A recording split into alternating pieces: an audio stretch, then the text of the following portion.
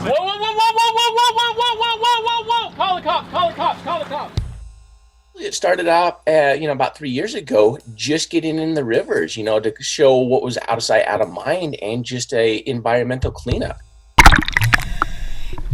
We set a goal of cleaning up 2,000 pounds of garbage in the next 3 months. I'm Mr. Leisek, and today we're going diving. Garbage, sunglasses, iPhones, you name it, we dig it out of here. We were up in Portland, Oregon, and we were doing a cleanup dive, diving for pop cans and cell phones and, just whatever we could find to pick up, the garbage from the underwater environment. And then we accidentally ran into a car that was 40 feet deep. We went in for that car. We accidentally found 2 more cars. We went in for one of those 2 cars. We found 3 more cars. And this thing just started snowballing on accident. And then families, saw what it is that we were capable of. Like, hey, we can go out, we can search, we can find, we can float, and we can recover these vehicles. We have a lost loved one. Jared, do you think that you and your organization can come help us out? A family reached out from Warrenton, Missouri, and they said, he went missing, 6-9 months ago. Her brother, 22-year-old Nathan Ashby, disappeared on the morning of July 31st after leaving his Warrenton home. Investigators used sonar images that detected a truck submerged underwater near Trailer, Missouri. Diller says investigators told her because of the depth and strong river currents, they're unable to place divers in the water. I need to know, all I see is my little brother in water. And I turned to Sam, who's my main dive partner and buddy, and I said, Sam, are you up for taking a 32-hour trip to Warrenton, Missouri? Sam, do you have a copy on me? Copy, I can hear everything you're saying. There we go, I got the point in hand. G66, this is the truck. And by 9 o'clock, we were in the water that morning, and by 6 p.m., we had Nathan Ashby and his truck out of the water.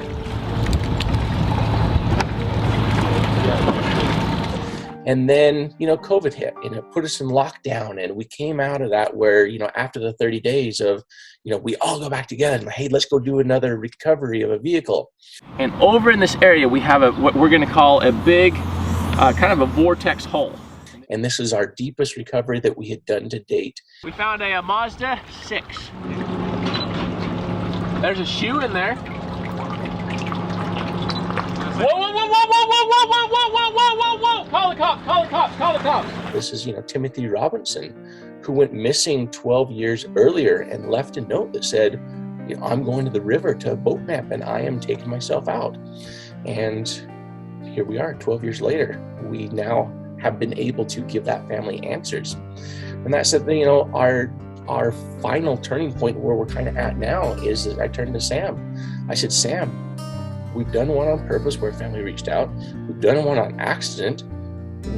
How do you feel about, us really focusing on and doing a fall road trip and see how many families we can go help? And in that period of time, we worked, 30 some odd cases, and we solved 2 more cold cases. Fast forward, here we are just a little over, a year later, we now have 10 cold cases that would have never been solved had the entire AWP community been a part of this. My gut right here is telling me, that I think the dog is the big, the key in all this. Right. My wife and I had been married for almost 42 years when she just left one day. Roughly 8 o'clock she went missing. It was about 3:30 or so when I finally called the police and just said, hey, we've looked all over, can't find my wife. So it's been 146 weeks ago. Not a day goes by that you're not thinking about,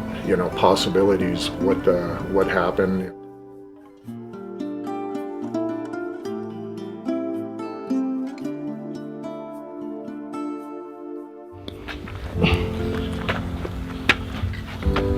Who are you looking for?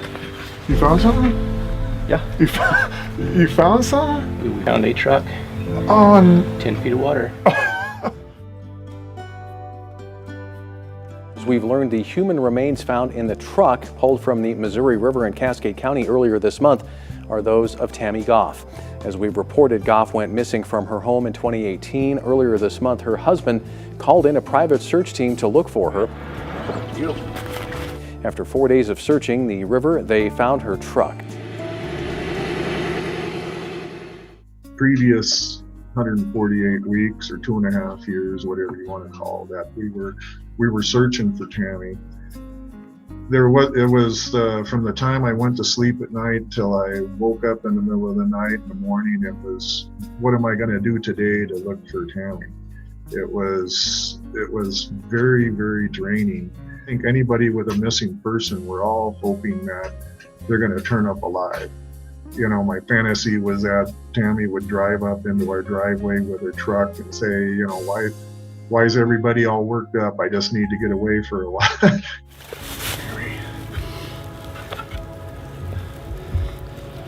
Tammy.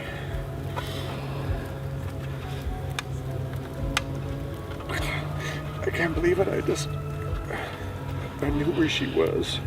The moment alongside the river when they first told me that I'd seen the license plate, knew that it was her truck, and that they told me that she was inside, that it was just this whole 2.5 years of load just fell off of my shoulders. That's when I knew why they do what they do.